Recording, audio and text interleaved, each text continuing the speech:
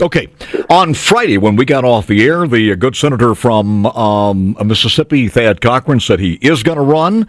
When you got the word, and I began to see this in the preceding 48 hours, that people the closest to Thad Cochran did not know, and most of them that I talked to said, you know what, I'm telling you, he could go either way. He's going to make up his mind, and I don't think he had his mind made up yet. So your thought and your statement to this? Well, we always thought he was in the race. I mean, after all, he's been in Washington, D.C. for 41 years. And when someone's been in the system for 41 years, they're always running. They're always in the next race, of course, unless they say otherwise. And until he said otherwise, we always treated it like Senator Cochran was in the race. And so it really wasn't a big surprise to us. We anticipated that, and we're looking forward to the next few months. Well, when you made your decision to run, you made your decision to run with him in the race. Yes, sir. Absolutely. We always thought that was the case, and that's the reason we ran.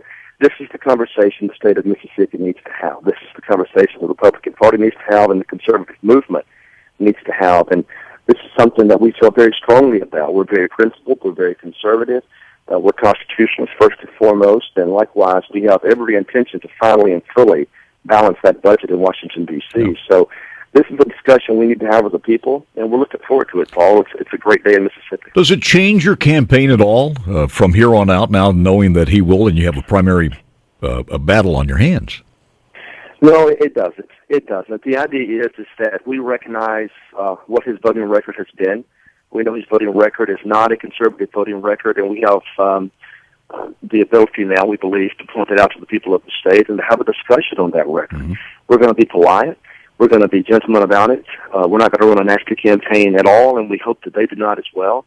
But his record is fair game. The discussions of fiscal restraint, it's fair game. The discussions of constitutionality of some of these votes, it's fair game.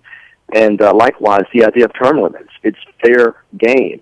We just don't believe that people should be in Washington that long. We just don't believe that the system is built to sustain itself when people don't have new blood and new leadership. Well, so let me get back to something you just said as far as term limits are concerned. In a state like Mississippi, I think most people who come of age as far as political age in the state of Mississippi understand with where we are in terms of size and everything else, if we didn't have at least some seniority, and seniority is everything. So when you say term limits, I mean, how's that going to help the state?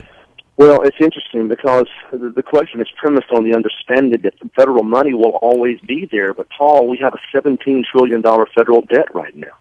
It's really closer to $9 trillion once you factor in unfunded liabilities over the next few years. The idea that we can keep depending on that federal money indefinitely without reforms is just not possible. At some point, the adults have to enter the room in Washington, D.C. and begin to make tough decisions on the future of this country. We are bankrupting our children, literally bankrupting our children. We have to turn this ship around. Now, that does not mean immediately, but it does have to be a long, phased-out understanding of our spending habits, and we haven't had that in many, many years. Yeah. So please understand, seniority is important from time to time, no question about that. But if you're talking about the seniority that does nothing more than attempt to spend as much money as humanly possible, that's dangerous for our long-term survival, and we have to talk about that. Have you heard from any members of the Tea Party? I mean, the Tea Party still with you on this? Well, Paul, we've heard from people all across the state. It's not just the Tea Party. It's people that do value the Constitution. I mean, think of it this way. The Tea Party is a rarely new phenomenon. It started in about 2009. I was already elected to the state Senate in 2008. My party, the Republican Party that I adhere to, the one that I love, is a party of fiscal restraint. That needs to be discussed. It's a party of liberty. That needs to be discussed. It's a party that adheres to the Constitution, and it's also a party that will fight for what it believes in. But we haven't seen that in years, Paul, and it's time for people to stand up and be heard. It's time for this party to find its backbone again and to stand up and be heard.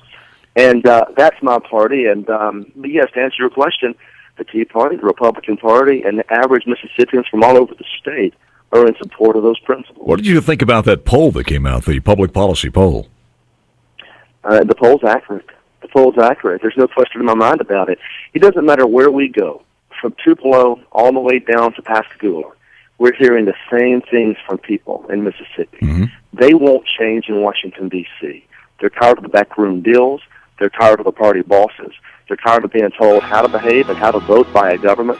They just want significant change. And so we think the poll is accurate. Yeah. Chris McDaniel is my guest. One final question here. You had to think somewhere down the line, though, before the official announcement, wait, guy's got $53,000. He's kind of lethargic as far as raising money. I'm not sure he's going to run. That had to be some of your thought there.